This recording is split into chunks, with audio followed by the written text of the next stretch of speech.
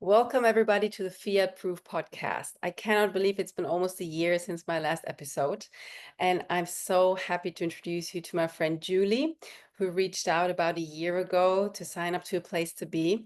We've gotten to know each other for about 6 months when she came to visit us, and we saw each other in Prague as well in a conference, and the girls get along super well.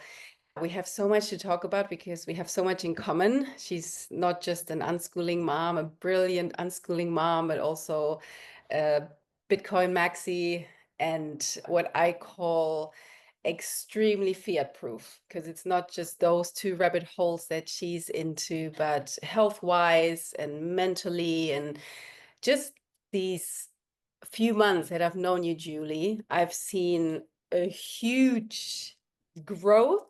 And I don't mean that in a way that, you weren't great when I met you. I know you. I feel it myself. It's just when you reached out, Ruby, that's your daughter, she was almost 9 then, was still in school, and you said you want her out, you want to join a place to be, you would love to live here, Madeira, at a place to be, because you need to take your daughter out. And first of all, welcome, Julie. Thanks for being here. And that's where I'd like to start, because you've come such a long way from taking your daughter out of school, and you didn't call it school, you called it indoctrination camp back then. I've Now, now changed to also calling it government slave school. They're both the same. Yeah, it's actually been an absolutely fascinating journey. I've never been fully conventional, but when it comes to your child, I just never really thought of homeschooling or anything like that, because I think we're indoctrinated to believe that it makes your kid weird. So I sent Ruby to school, as you do, 4 turning 5 here in the UK, which is really young, and she loved it. It's a lovely little school that she used to go to, and there was a big play centre in the middle and 3 classrooms coming off it, and she used to skip into school. So she loved school the first 3 years, foundation stage, year 1 and year 2. Year 3, she started to, like it, but mainly because of her friends. And her final year of school, the wheels started coming off. She just wasn't herself. And I, by then, I'd been going down the Bitcoin rabbit hole, and there are quite a few parallels with Bitcoin and unschooling or self-directed learning. And you start to realize that um, the way that you're basically taught to become an order following robot at school, a bit like you, and you're not given any tools to prepare yourself for how the world actually works. And so it was quite a scary, daunting journey, even for somebody who doesn't even, I'm not even worried about following convention. So when I started to realize that I wanted Ruby out of school, I was really concerned about how I was going to navigate that, because it is quite daunting, even though, I knew it was the right thing to do. To still take those action and the steps isn't an easy process. So I got in touch with you, and we had actually had a Skype call, and it was all great. I could see how much we had in common and whatnot. But she was still at school. Anyways, there were a few things that happened in the last 6 months of her schooling which made it very easy for me to take her out of school. I know I've told you, but for the sake of the podcasters, yes, I will. please. So in January 2024, she came home from school one day and she said, "Oh, mummy, they showed me a video today." Well, that's a video of boys can be girls and girls can be boys. And she said, "Isn't that nonsense?" And obviously we had a chat about it, and it was complete nonsense. And I started actually saying to her, "Okay, Ruby, when you go to school today, you're allowed to believe maths, spelling, and Spanish. Everything else we'll discuss." And obviously that was it was quite a bizarre situation to be in, where you're sending your child off to where they're supposedly going to be educated and prepared for life, and you having to protect her from the false information that's been implanted there. Then they said, and it was a Church of England school. Then they sent her home with some maths homework in about March or April. And normally there's like a character name, like Bob has 2 apples and Mary has 5. And one of the characters one day was Lucifer, which I found completely shocking, as a Church of England school. I took a photo of it and sent it to my mum, because it's literally staggering. I mean, yeah. And then just over a year ago, it was in June, we got like a very innocent looking email come to us and say, we're just starting age appropriate sex education. And I'd seen a presentation 2 years beforehand. Well, in fact, it was 2 years ago, but it was a year beforehand by an ex-MP called Miriam Kate, who'd given it in a side room at Westminster, just explaining how the sex education in the British school curriculum was biologically not only not factual, but also actually the content was harmful and over sexualized for, it's not really appropriate. So I replied to the email to the school and said, yep, okay, could I please see the lesson plans? And they sent me the 6 lesson plans, and my goodness, she was 8, about to turn 9, and it was, masturbation was involved in that. And, that's just so inappropriate. They're not, as I mean, I remember being at school a long time ago, because I did the full unfortunate indoctrination camp situation, but we didn't even learn about masturbation. People don't need to be taught about that. It's a natural process. The idea of teaching your children about masturbation, especially that young, is mind-bendingly ridiculous. So that was the final straw for me, and actually made it really quite an easy decision to remove our daughter from school. My husband and I found that not tricky. Having said that, even though I knew it was the right decision, I still found it, the programming runs so deep.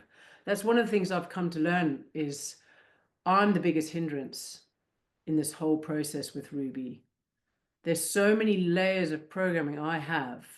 The scariest one is the bits I can't see, which is going to be a long time for me to undo those. But even writing the email to remove her from school, I found a really difficult process. But funnily enough, I bumped into a friend yesterday who's got a kid that goes to the same school, and she was asking me how it was going. And I said to her, if I could take a time machine a year ago when I wrote the email to the headmaster, I'd smash the send button so hard and so fast. Ruby's absolutely thriving. It's gone way better than I even expected. And it's, my husband and I keep saying that the longer it goes, the more it just was an absolute no-brainer. And Ruby and I often say to each other when, we were just hanging out, that it feels like a weird or parallel universe, distant life memory that she used to go to slave school. So, so yeah, absolutely the best thing we ever did.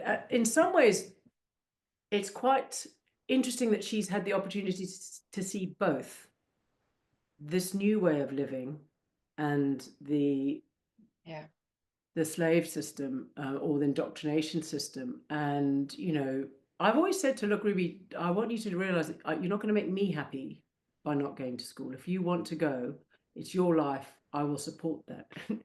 And she just always laughs and scoffs at me and says, why would I waste my time doing that? But so yes, it's been a really interesting journey. And if you told me a year ago how I'd be feeling about it now, wow, I'd have been thrilled, because I was a bit nervous. Anytime you do something that's new or whatnot, it doesn't feel natural. But geesh, I tell you what, the best thing we've ever done. Yeah.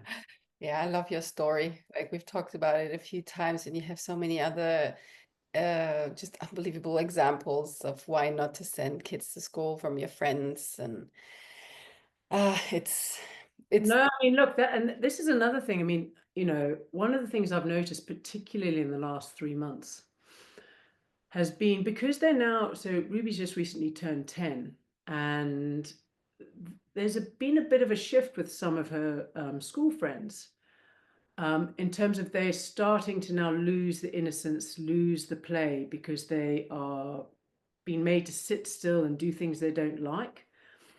And so we pick up 2 of her really good friends from school every Wednesday.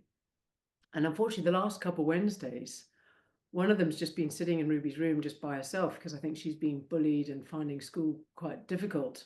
So we're just giving her space. But I'm noticing that Ruby's got the joy still behind her eyes, like your daughter's. And that light is I don't mean to sound dramatic or confirmation bias, but I've known these kids since young, and I can tell you, I can see it now, and it's heartbreaking.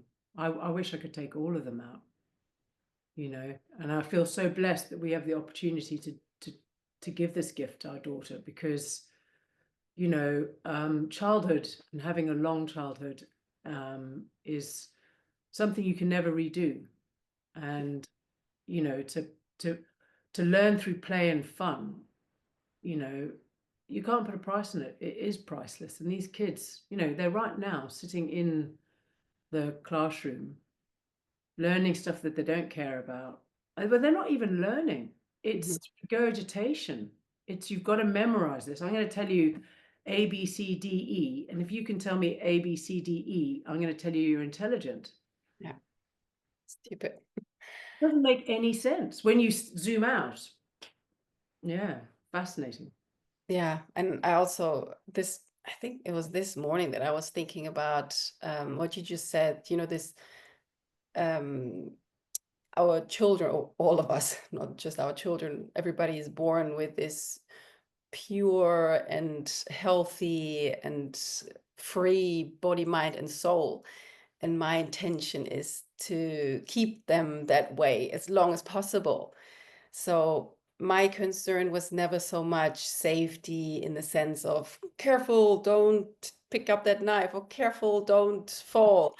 My concern was more about that I conserve this purity, this, yeah, also For innocence. life.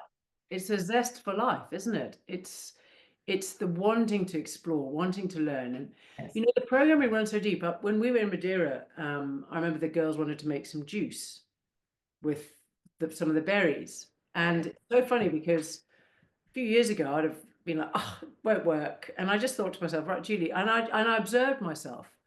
And I remember, they came up to you and they got all the things they needed, and they came back to the park with me. And I was sitting there thinking, not going to work. In my head, just observing, staying back.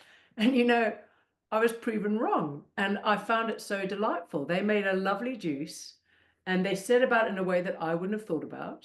Yeah. And it was so great. And I just thought, wow, look at that. Look at that. Mhm. I would have quashed that or said, ah. And how many times has it happened to kids? All the time by some well-meaning adult. Mhm. There's so many ways of skinning a cat or making a juice in this instance. And it was great. And, so that's been the most interesting thing for me, is to realize that, just sit back and let's see what they can do, because I can learn from them. Yes. What it brought me to, although, I mean, this morning when I was thinking about this purity, like I want to maintain this purity, was because yesterday we had a big discussion at home, because one of Lima's best friends here, Madeira, she just turned 10 and she got a phone. And so far, we kept this friendship screen free. Like we put boundaries on. No, she can't bring her iPad here, and so on. And if she's here and there's screen time at hours, there's no YouTube, there's no TikTok, there's no social media, unless it's for something like the dog walking business or something. Um, and yesterday, we put another boundary in. Um, and I explained to him, because she was crying. She was, yeah, but why? Why can't I talk to, like, be on the phone and talk to my friends? Um, and talking to her friends is not an issue. But when I saw there was a group created and it was just more than the eye could see, um, I explained to her that the reason you and Bo don't go to school is that we don't want you to learn all these things, because at school you don't learn anything, or not much positive, nothing much that serves you for life. It's what you learn is pretty negative. It's very limiting, and it's who you should be and how you should look, and that's why we're keeping you away from school. And the people creating the content on social media, 99% of them have gone to school, and that would just be like sending you to school if I let you be on those platforms or with friends who pass that information on to you. And that's what I see is happening with this friend, that She is on the screen, she can do whatever she wants, TikTok, Roblox, YouTube, anything. And then slowly she passes it on to my girls, and it's not the girls' fault. And I'm saying to her, it's not your friend's fault. She's not doing anything wrong, and you're not doing anything wrong. There's nothing, I know you don't think anything of this, but that's the thing. I cannot give you a phone or social media until I see you're ready for it. Because only, and it has nothing to do with an age. I cannot put an age on when I'm going to give you a phone and let you be on social media. It's when I see that you're able to manage this world, because it's a whole effing world in this phone or tablet and in the internet, then is when I'm going to give you. So right now it's really just focusing on, still she's 8 in September 9, but still building this foundation and build on principles that um once she knows the principles, she will be able to apply to anything and anywhere at any time, to any person or situation future in the future. And that's what I keep saying to her so that she understands. And yeah, she was crying and felt really like, why? And but then she understood. And I also said, it's kind of to protect you, to protect who you are and not change it, because it changes you. If you look at these things and you think you need to be like this, and it's not real. People only post The their highlight reel. It's not true. It's so interesting. We were in Thailand, just Ruben and I. My husband was away. He works abroad. And I said to Ruby about YouTube, how harmful it was. And I said to her, none of it's real. Anyways, one day we were at a nice hotel, and she was swimming, and she came up to me, and there were these two girls going around with their mum in beautiful white matching dresses, and they were clearly doing YouTube videos. And she came to me, she said, "Mummy, they hate what they're doing." I said, "Yeah." I said, "How do they look for the camera?" She said, "They look like they're loving it." I said, "And do you think they want to be doing it?" She said, "No." And then about half an hour later, she came to me, "Mummy, the mum made them jump in and they didn't want to, you could tell." And so what was so interesting about that was I'd already been telling her, look, none of it's real. It's all make believe, all these kids shows that you might see where the kids look happy. I said, they've got a parent behind the camera that's making money from that. You've got to understand it's not true. And so she got to see it. So, but the challenge that I think, what you've just raised is very real, and it's a very difficult one. And, to be honest, this is going to, I think, be the parenting challenge of the age for us to navigate, because I get asked, "Oh, can I have a phone? Please, can I have a phone? Then I can text my friends and it sounds so interesting, sorry, innocent, but it isn't, because we like to conform and we like to fit in, particularly when you're younger, and it's survival, isn't it? If you're the odd one out of your pack, of the group or the tribe, you could be excommunicated, which used to mean death. If you give your kid it's crack cocaine, essentially. You give them the crack cocaine. How many in a 5-minute scrolling period? How many through Instagram or whatever? How many changes of scenery is there? Our brains aren't wired for that, and I know for myself how addictive I find social media, how challenging I find it to navigate, and I've been around the block a bit. So yeah, I am. I'm not a fan of it for my daughter either. But it is a challenge when their friends start to get it. And Ruby's going to come at the moment. None of her friends here have one. But next year is the final year of school before they go to secondary school, and I know lots of them are going to get phones. And Ruby isn't going to get a phone because of the reasons you've just highlighted. And it is a challenge. But I always say to her, I don't give you the junk food as much because I love you. Mhm. Whenever I give you the junk food, you're like, "Mommy, I love you so much. You're so great." I said, whenever I say, "No, you can't," it's like, "Oh." I said, and I mentioned a couple of kids that she knows who are, not an ideal weight, shall we say, a bit overweight, whatnot. And I said, "Look, what happens to them when they get out of school? There's a snack. there's a, and it's factory nonsense. And I said, what do they say? They're like, oh, thanks so much. And you look at me like, oh, why don't I get it? It's because I love you. And it's the same with a phone. Like, it's because I love you, I'm not going to do it. Exactly. And I say to her, it's my job to be your parent. The hard part of it being an adult is you've got to parent yourself. um, but yeah, it is definitely a challenge. And I think it's going to be one that you're not going to be able to solve, just in one conversation with your kids. It's going to have to be over and over again. But it's a battle worth fighting, I think, because when your brain's developing, I never had to do it as a teenager, thankfully. But how do you manage that? It was hard enough as it was becoming a teenager, going through the changes of your hormonal cycles or whatever, and comparing your life to other people in magazines. But it's far worse on that. And the dissatisfaction and the discontentment that screen time actually brings kids, it's a real thing. Yeah. I mean, I And don't have the proper solutions. I just think conversation and dialogues are the only way we can do it.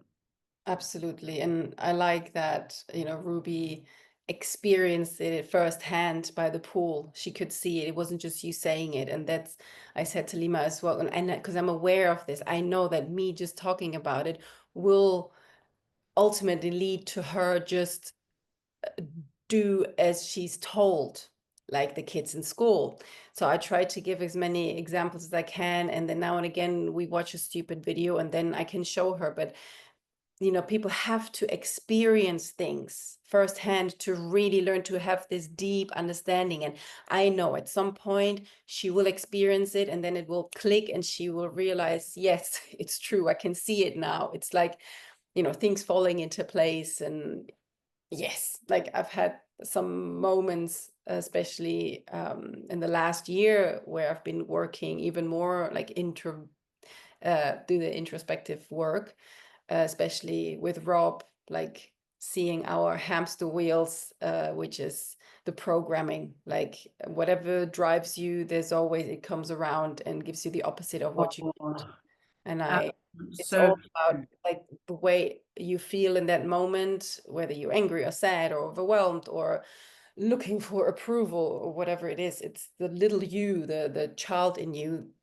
Like I had this realization recently where it clicked. Rob is about to publish his second book, and I read it, and the way he explains it there, it's just amazing. It, yeah, it's even easier to understand that it was all our little, like the children in us when I was little. That's how I felt when I'm here sitting here, and all of a sudden I have this thought that I don't know, even if it's screen time for my girls, and it feels discomfort, like it's just an illusion, it's an imagination in my mind, but the way I feel feels real. So I then know that this is how I felt when I was a little girl. And children are not supposed to fear for, not being good enough, or am I being loved? oh, amen. I just, I let when I pick up my little Sylvia and I say, you're safe and you're loved and you can go back to playing, because that's what kids are supposed to do, just play. And once, I can let go of these hamster wheels, once they don't have this power over me, I know I can also go back to play because I can just enjoy things for the sake of doing it, not because I'm seeking something like to grow or to be loved or to be liked. Yeah, and that's what another reason I'm raising my girls away. I am raising them and I keeping them away from the fiat world, or explaining a lot about it, is that I want them to just, yeah, keep enjoying their lives and not be seeking attention and love and have targets. That's so important, because that's exactly this whole thing. It's like if you never even put them into the fiat world, which is just such nonsense on so many levels, and they become their own authority. That's, I think, the highest gift you could give them. But with that also does come a lot of responsibility. It's the same thing with Bitcoin. A lot of people are not as interested in self-custody, which I think is a real pity. When I say, because you explain to people about self-custody, if you get to talk to a fiat friend about being your own bank and whatnot, you can see some of them looking at you like, what? And I'm thinking, well, that's with true freedom does come. The opposite of freedom is not slavery. It's well, not the opposite. The same coin. It's responsibility, and a lot of people want to outsource all of that. They want to outsource their self-esteem to other people. What do they think? Do they like me? Am I good enough? Well, they can look after my money, and then it's fine. Or So I mean, I used to be in the I used to be a parish councillor. During the COVID nonsense, I became a councillor because I disagreed with the lockdowns. We would have liked to have more children. We only were blessed with one, which I'm still very grateful for. And when they locked down, Ruby was not allowed to see any other kids, and she's hugely social, as you might have seen. And that was extremely difficult for me, and I didn't agree with any of the restrictions and the infringements.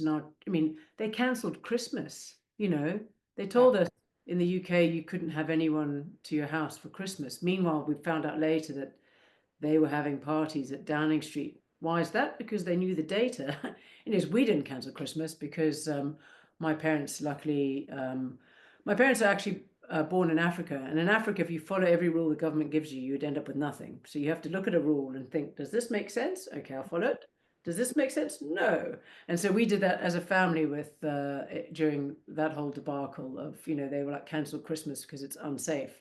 Does that make sense? No. So we had to, we were a bit subtle about it, but we had Christmas and it was great. But I think this whole idea of, there was a woman who I'm friends with. She's a lovely woman, very, very sharp. Before the COVID debacle, she'd worked quite high up in a company, and she'd actually in the UK health security lot, and she knew that masks did not stop transmission of anything.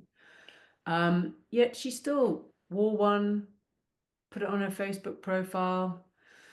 And so it's this external, I'm a good person, just to show people. Well, when I discovered that masks did nothing, in fact, you're rebreathing your own bacteria, and I discovered that they were not only useless, but harmful, I stopped wearing one. I wore one initially because I didn't want to, I wasn't scared of COVID.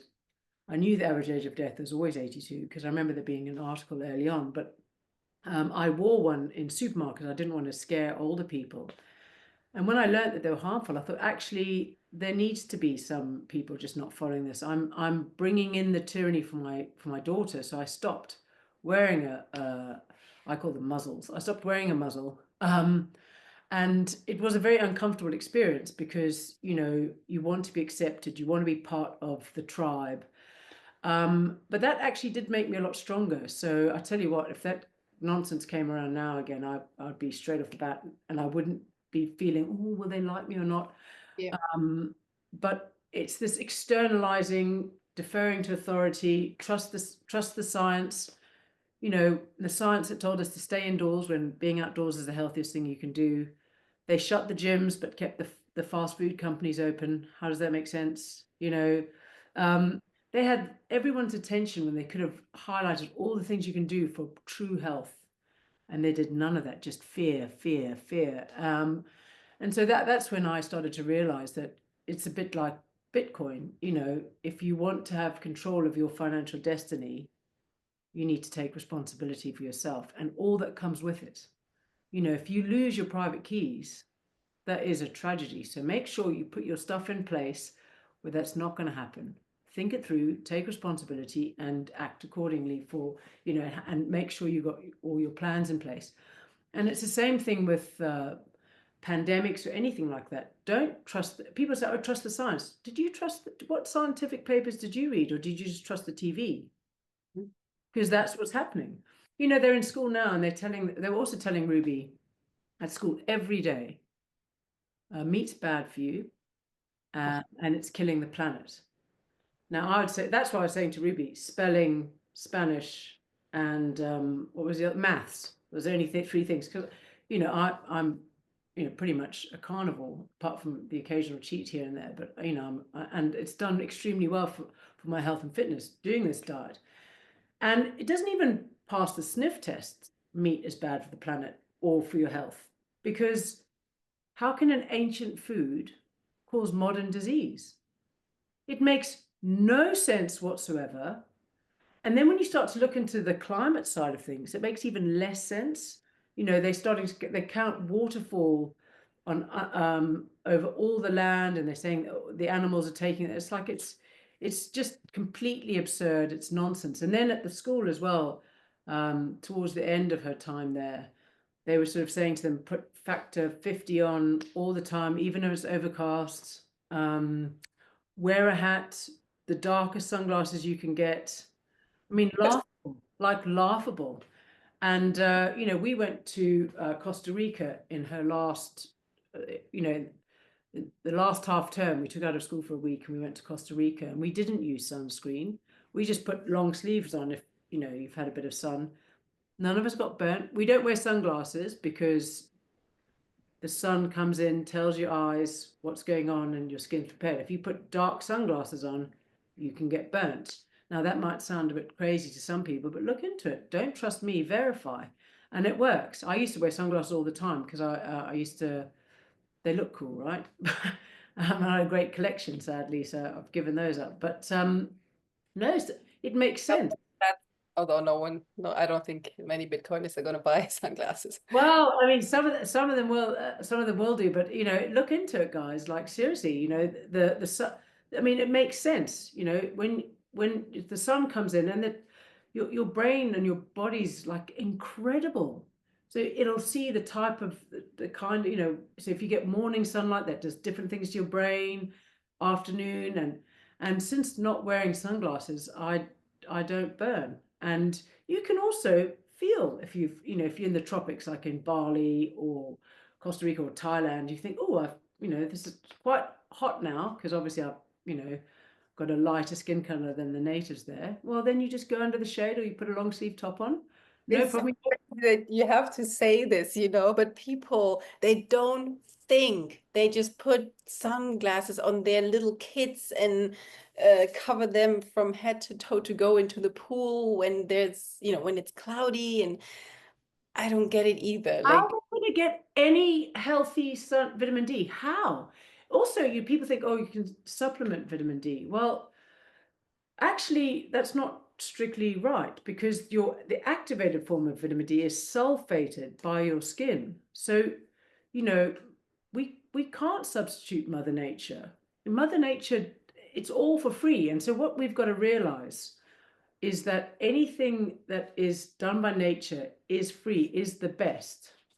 It's by far the best. And so you get the red light panels. We have some upstairs. They're great.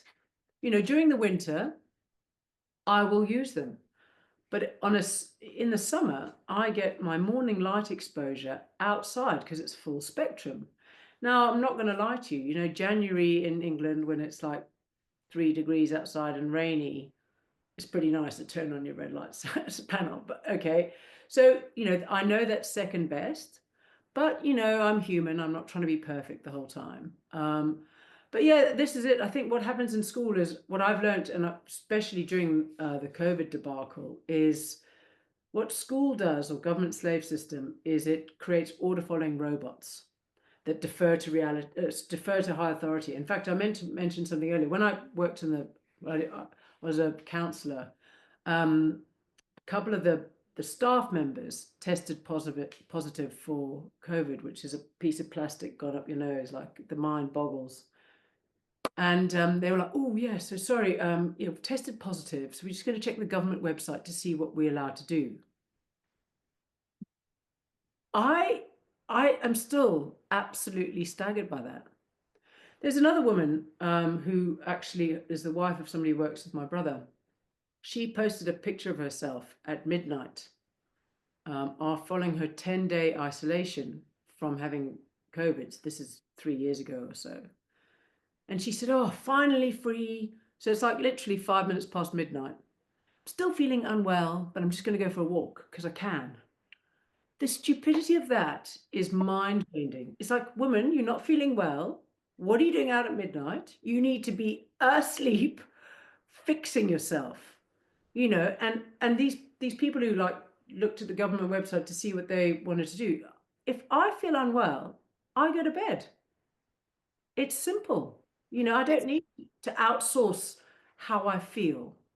No, no, like uh, our physical intelligence is the almost the highest form of intelligence. Nobody can understand, can replicate a human body and what goes on in there. It works perfectly fine. You just need to, you know, get the fuck out of there. Don't put stuff And in, I'm or don't eating right now. It's getting stab, in or don't bits inject. of everything. I Yeah, know. it's quite simple. Like less is more. Just support your body. Don't feed it with crap, with injections, with yeah. It's just Get sunlight, eat natural food, don't eat stuff that came from a factory. But I mean, if you could take a time machine back 50 years and you could explain to people back then that there would be people who would be waiting for 10 days and then going out at midnight because they were allowed to by the government, they would look at you like you were an alien. They would be like, no, there's no way we'd have gone that far off the path. It's quite amazing how they've managed to put themselves in between, your ability to make decisions for yourself, this intervention. And I mean, I see this programming even for myself, as I said, when I went to try and take Ruby out of, well, not to try, when I went to take Ruby out of school, write the email, I felt this trepidation and all of that. So it does get there. It is in there. I'm the biggest hindrance to Ruby, and that's going to be the case for the rest of, sadly, unfortunately, and I'm going to be working myself the rest of my life on this to get out of the way and let her become the person she is, and I want to learn from her. And it's about, as you say, less is more. And it's just, don't outsource any of it, none of it. Not your health. Otherwise your health is going to get harvested, your wealth is going to get harvested. They're printing money out of thin air, and people exchanging their time and energy, and then thinking that we're weird for being into Bitcoin, that nobody can print. I mean, it's absolutely fascinating. But then I find the whole of it so fascinating. And one of the things that's most interesting about it as well is, which I know you've learned before I've learned, but you can't orange pill anyone, really. You can plant the seed or demonstrate.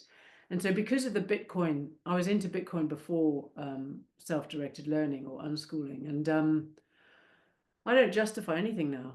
On Sunday we went to my parents' house for just dinner with family, and their older family, and they were asking me about what I'm doing with Ruby, and I was just telling them, and one of them was like, but what about private schools? What about international schools? What about, and it's like, no, like, I was like, no, like, we're just, learning's lifelong. You don't need to finish by 18.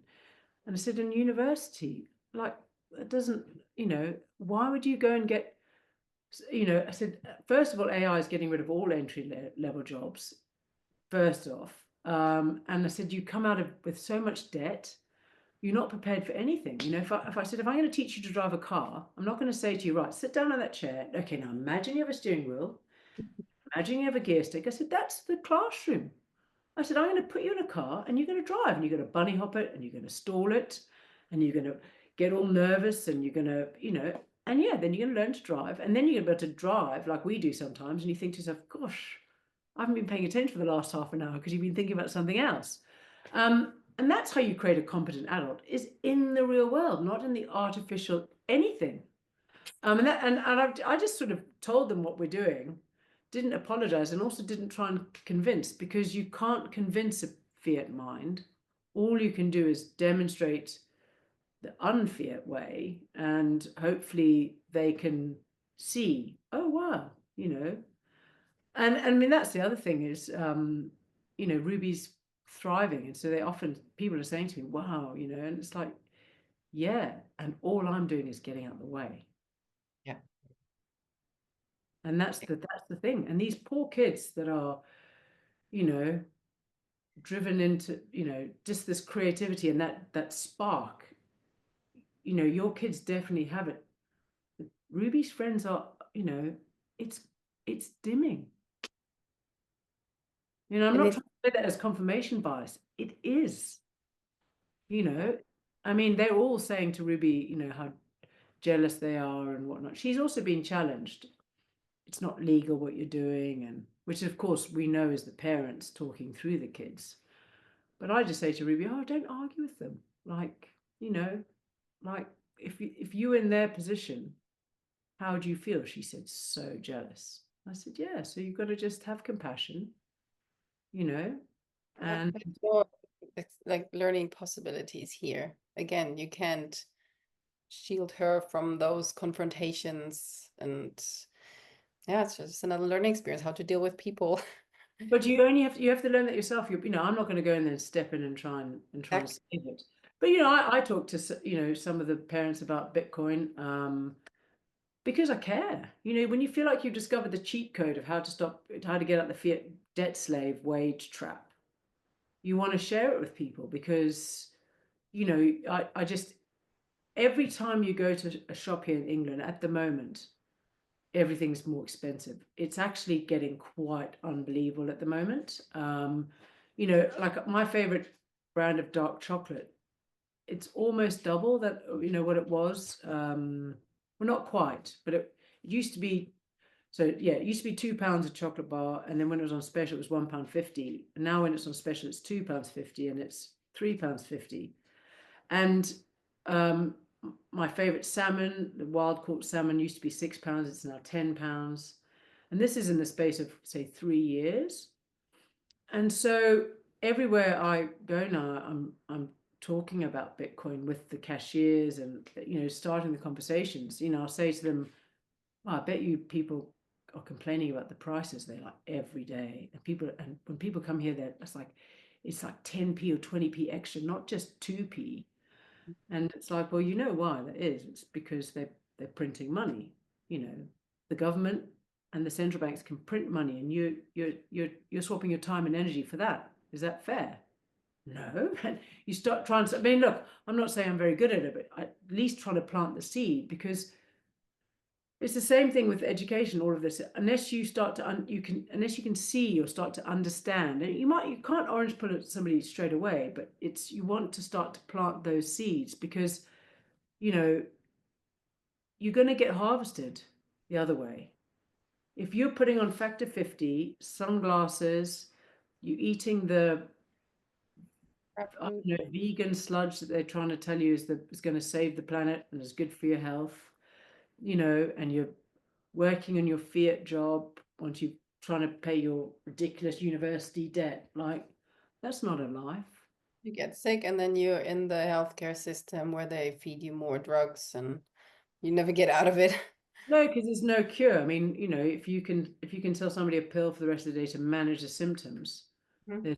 that's cha-ching, and most of things you don't need, obviously, apart from natural stuff, sunlight, good food, and good company, which is why the lockdowns, don't see your friends, Yeah. isolate yourself, but that's just, it's school. It's the creativity is beaten out of the kids, unfortunately, just through just being told to sit down and shut up and listen to regurgitate this, write down this, write down this. And I kind of feel really blessed that we took Ruby out of school before that happened to her. Mhm. If I'd only discovered Bitcoin or this in 2 or 3 years' time, I think a lot more damage would have happened, and so I'm really lucky to have. But I mean, if I could have it all back again, I would have got involved in this earlier. But better when we did it than late. Yeah. And yeah, no, it's a fascinating journey. But the biggest thing to learn is, for me, and I think you encapsulated it earlier, it's less is more. Don't intervene with your children. Exactly.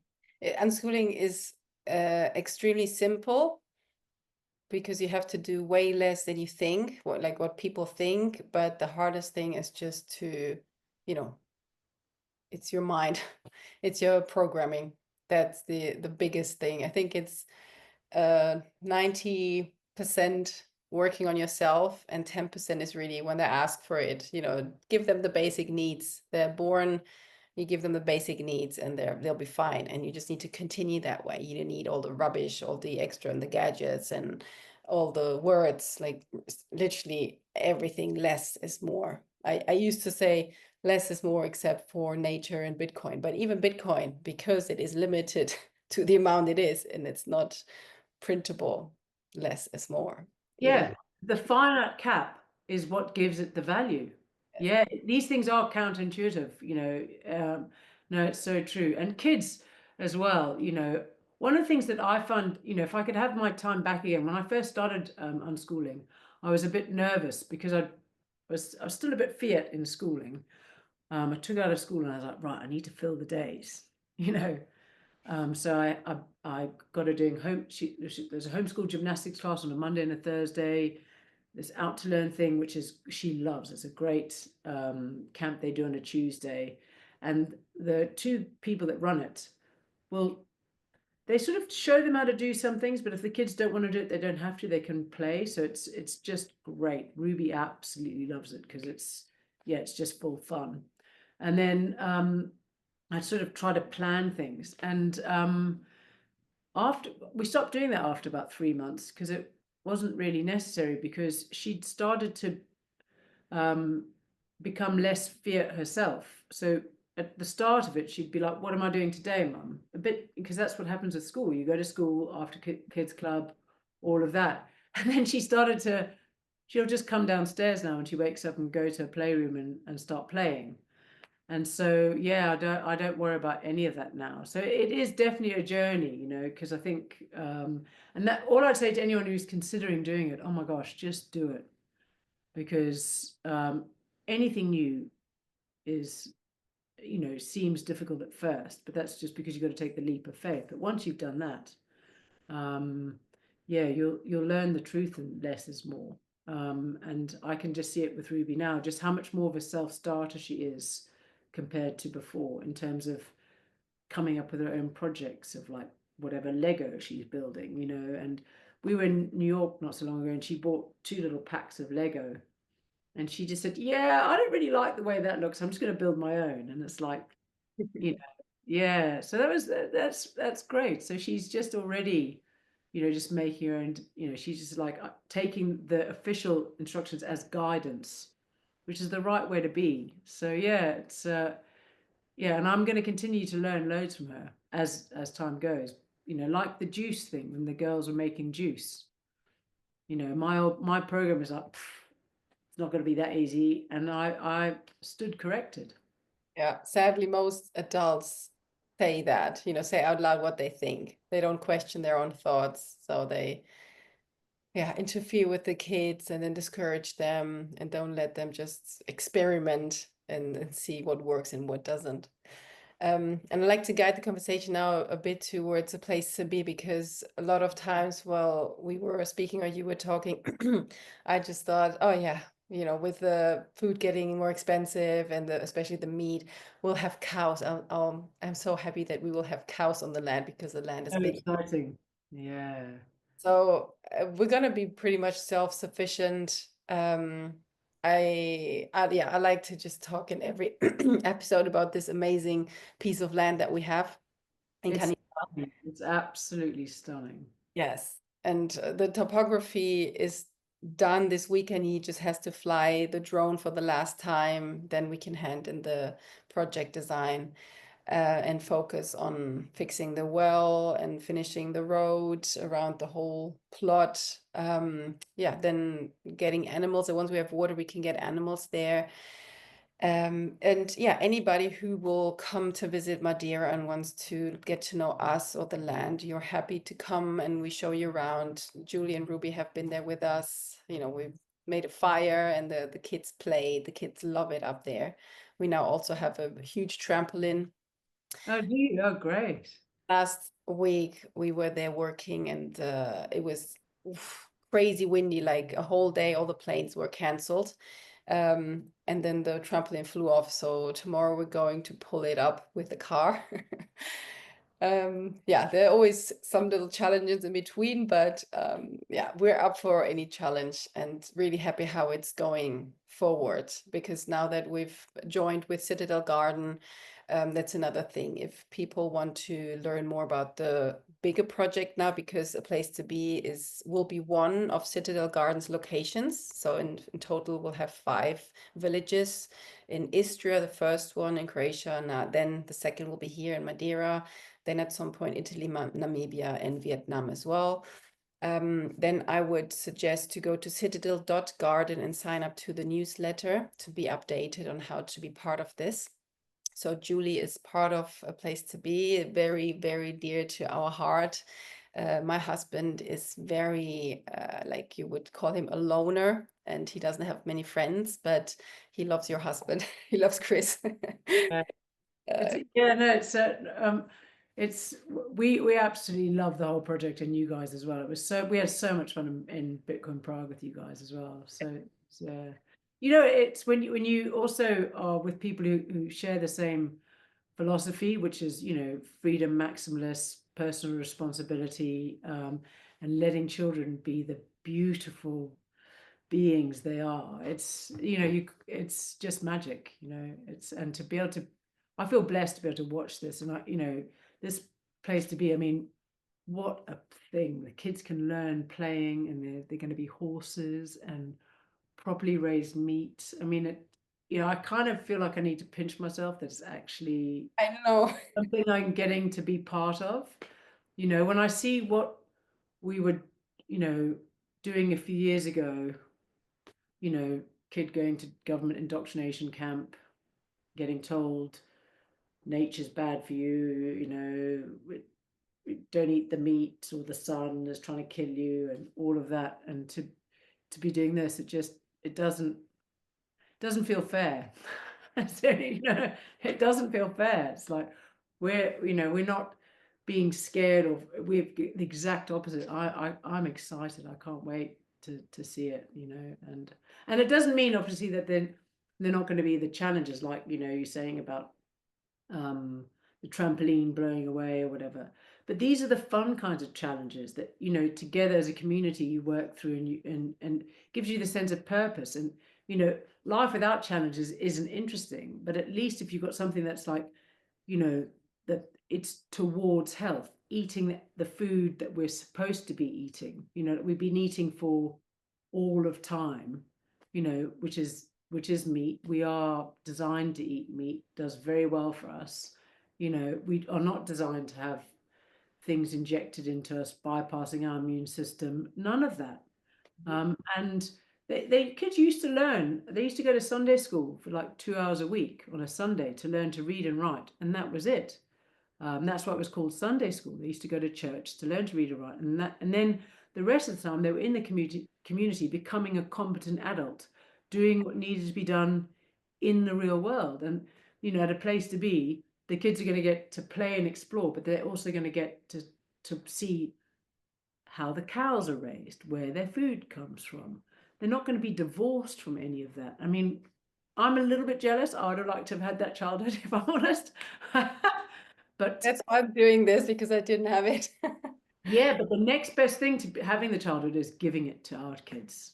Yeah, You and we're still enjoying it ourselves. You know, we're not going to be there just, okay, I'm waiting here for my kids to tell me what they need. I'm just going to be enjoying myself and riding a horse and, you know, yeah. milk some cows, get some raw milk.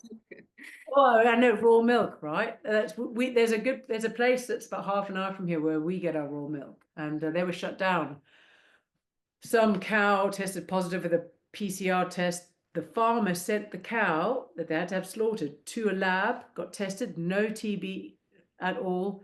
It was all on a nonsense PCR test, and the government still refused to let the farm sell the raw milk for about an extra 2 or 3 months. Like, yeah, and I mean, this is what you just got to get rid of, all of that layer of bureaucracy, and, you know, and that's, we've got to stop allowing any authority in between any of what we need. You know, don't put any authority in between you and the sun, or you and the food, or you and your child. Any of that. It's direct. Say you and your money. Yeah, I I, Great. I am. There's a company called Tally, and I had a Bitcoin conference I went to in England, and you could put some fiat nonsense into their Tally app, and it changed. They buy gold, and then you get a card so you can spend. Anyways, I put a little bit of money in it just for a bit of fun, just to see what it's like. And my bank stopped the transfer for my safety, Yeah. and so I was on the phone to him, and he said to me, "If I'm satisfied with your responses, I will allow the transaction." It's like of my money into that account. And you know what? What's really great, when we were in Brazil, our tour guide was great. I said to him, "Have you got an Aqua wallet?" He said, "No." I said, "Okay, download it." And I tipped him in Sats. No KYC. He didn't have to put any government ID in. I didn't need to get my bank to see if they'd permit me to tip him. Yep. He downloaded it. I tipped him Sats. And we'd been talking about Bitcoin as it was, and everyone's a winner. No Yep. intermediary, you know. Please tell again what you said to the guy on the phone and the bank guy when you started talking about Bitcoin. Oh, well, I said to him about the melting ice cube. Yeah, I said to him, I said, look, because we've also had lots of conversations about Bitcoin. I said to him, okay, so if I give you some ice to look after, I said, basically you put it in a cupboard and it becomes a melting ice cube. I said, why would I do that? It makes absolutely no sense. I said, I'm going to put my money or store value in something that's going to grow and appreciate. Well, I ended up having a conversation with him for about half an hour about Bitcoin, and he was explaining to me that he was going to, the conversation was recorded. I'm like, good, you guys need to learn about this. I said, because they're printing money out of thin air. It's not your fault. I said, but the purchasing power of my money, well, money, it's not even money, it's melting away. I said, if you put £100 in the bank account now, in 5 years' time, I said, what would you be able to buy with it? I said, probably £50 worth of goods and services now. I said, you put £100 into Bitcoin and it probably potentially could 10x Mhm. over the next 5 years. So I'm not, I said, so, I'm not going to be saving any of my time and energy in a melting ice cube. It makes absolutely no sense, but yeah, I mean, this is the funny thing. It's like, your time and energy, that's what Bitcoin does, is it? Because we talk about Bitcoin as being the most valuable asset. Well, it is time. Time is your most valuable. That's the most finite, because none of us know how long we've got. But what Bitcoin does is it gives you time, because your energy, time and energy now in an abstracted form is your work. You put it into Bitcoin, and that value, it's going up forever, Laura, right? It's going up forever. So we're going to get more time. And that's why Bitcoin's so valuable, because I don't want Bitcoin just for Bitcoin. I want Bitcoin because of what it can give me. And it can give me time off in the future to pursue my hobbies, the things, because I love learning. That's one of the things that I've done loads of things since I left school that have been way more fulfilling. All the things I've learned. Studying Bitcoin, I found extremely interesting. I love humans love learning if Yep. it's done properly. As in, if it's a passion, if it's an interest. If somebody's trying to make me learn how to do tectonic plates, I'm not interested in tectonic plates. I don't want to study that, right? But if there's something like that I do want to study, well, you can't stop me. I can get a little bit obsessive about a certain subject, like when I actually learned hypnotherapy a few years ago, and the whole idea of it just fascinated me. So, I tend to go into one subject and I study that, quite intensely, and I enjoy it a lot. And that is what I've come to see over the past year is very natural.